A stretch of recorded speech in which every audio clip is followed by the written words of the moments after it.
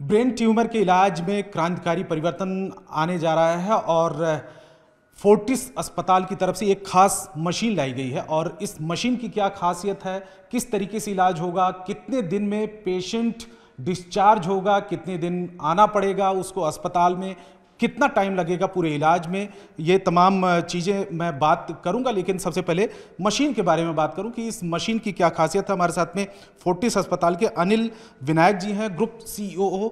Sir, ये इस machine की क्या खासियत है, क्या भारत में इस तरीके की जो पहली मशीन है? नमस्कार। ये जो मॉडल है गामा नाइफ एस्प्री, इसकी भारत में ही नहीं, ये पूरे एशिया में, साउथ एशिया में पहली मशीन लग रही है। इससे पहले गामा नाइफ तो है इंडिया में, मोस्टली प्राइवेट सेक्टर में एक ही है। अच्छा।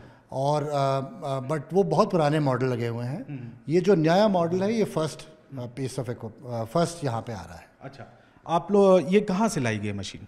ये इलेक्ट्रा स्वीडन की कंपनी है। अच्छा। उनकी इजाद है। करीब कई साल पहले इसका इन्वेंशन हुआ था, उसके बाद रिफाइनमेंट्स होते जा रहे हैं। और ये जो लेटेस्ट मॉडल है अभी रिसेंटली लास्ट ईयर ही लॉन्च हुआ है। और हमें बड़ी खुशी है कि हम इसको इमीडिएटली इंडिया में ला पा रहे हैं। मतलब कम वक्त में इलाज हो सकेगा लोग? जी हाँ, बिल्कुल। तो इसमें खास बात यह है कि जो ब्रेन के ट्यूमर्स और ब्रेन से रिलेटेड डिजीज़ की जो ट्रीटमेंट है, वो सिंगल सेशन में सेम डे पेशेंट आता है। अच्छा। ट्रीटमेंट प्लानिंग होती है, डिलीवरी होती है और सेम डे वो डिस्चार्ज अक्सर हो जाता है पेशेंट। तो सबसे बड़ा इसका फ़ायदा ये है। काफ़ी खासियत है इस मशीन की। और हमारे साथ में डॉक्टर संदीप वैश्य हैं, डायरेक्टर हैं न्यूरोसर्जरी के। सर, किस तरीके से ये मशीन तमाम उन पेशेंट के लिए फ़ायदेमंद होगी, किस तरीके से, और कितना वक्त लगेगा इलाज में?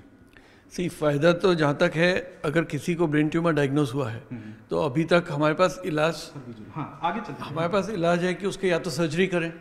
लेकिन अगर हम उसको सही वक्त पर डायग्नोज कर सकते हैं, अगर ट्यूमर छोटा है तो हम उसको बिना सर्जरी के गामा नाइफ से ट्रीट कर सकते हैं। तो उसमें पेशेंट का रिकवरी एकदम तुरंत हो जाएगी। पेशेंट अपना ट्रीटमेंट करा के अगले सेम डे रात को घर जा सकता है, अगले दिन अपने जॉब पर जा सकता है। अच्छा। इसमें कोई कट नहीं लगेगा, कोई पेन नहीं होगा। अच्छा। एंड ट्रीटमेंट खत्म हो जाएगा। अभी जो इलाज होता है ब्रेन ट्यूमर का, उस कितना पेनफुल होता है और कितना वक्त लगता है? अगर हम सर्जरी की बात करें तो सर्जरी में तो 5 से 7 दिन पेशेंट को हॉस्पिटल में रहना पड़ता है। कट अच्छा। लगता है, रिकवरी में भी समय लगता है। और बहुत ज़्यादा तो नहीं, लेकिन थोड़ी बहुत रिस्क रहती है सर्जरी में। गामा नाइफ में रिस्क बिल्कुल मिनिमाइज हो जाती है। अच्छा। क्योंकि कोई कट नहीं है, कोई इन्फेक्शन का डर नहीं है, कोई पेन नहीं है। अच्छा। और इसीलिए अगले दिन अपने काम पर जा सकते हैं। सर्जरी के बाद पेशेंट को कई हफ्ते लग जाते हैं। अच्छा। उस कंडीशन में आने में कि अपने काम पर जा पाए। इसमें इसके ज़रिए इलाज में अमूमन जो अभी सामान्य इलाज जो होता है, सर्जरी होती है, ये कॉस्टली पड़ेगा या सेम ही रेट होगा? एक्चुअली सेम ही होगा या थोड़ा सा कम ही पड़ेगा सर्जरी। अच्छा। से तो एक बार थोड़ा मशीन के भी बारे में बता दें कि किस तरीके से ये काम करेगी। थोड़ा सा विजुअल भी इस दौरान दिखाएं कि किस तरीके से, एक बार एक्सप्लेन करें सर, किस तरीके से होगा। ये जैसे मशीन है, इसके रेडिएशन सोर्सेस इसके अंदर है। ये मशीन का फ्रेम है, इसके अंदर पेशेंट का हेड यहाँ पे फिक्स हो जाएगा। अच्छा। तो पेशेंट का, या जो हम फ्रेमलेस करते हैं तो एक मास्क होता है, जो कि मास्क के साथ में पेशेंट यहाँ लेट जाता है। जिनका फ्रेम बेस्ड करते हैं तो एक फ्रेम लगा होता है पेशेंट के सिर पे, वो फ्रेम इसके अंदर लॉक हो जाता है।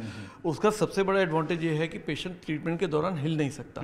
जब आप इतना हाई डोज रेडिएशन दे रहे हैं, आपको इतना प्रिसीजन चाहिए, अगर 1 मिलीमीटर का भी मूवमेंट हो जाएगा तो रेडिएशन गलत जगह पे जा सकता है। तो इसमें प्रिसीजन उसका बहुत ज़्यादा है।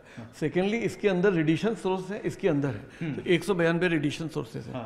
और वो चारों तरफ से आते हैं और एक पॉइंट पे फोकस होते हैं। तो पेशेंट का सिर भी अंदर फिक्स्ड है, रेडिएशन सोर्स भी फिक्स्ड है, तो कुछ भी मूव नहीं कर रहा है, तो उससे प्रिसीजन बहुत ज़्यादा आ जाता है।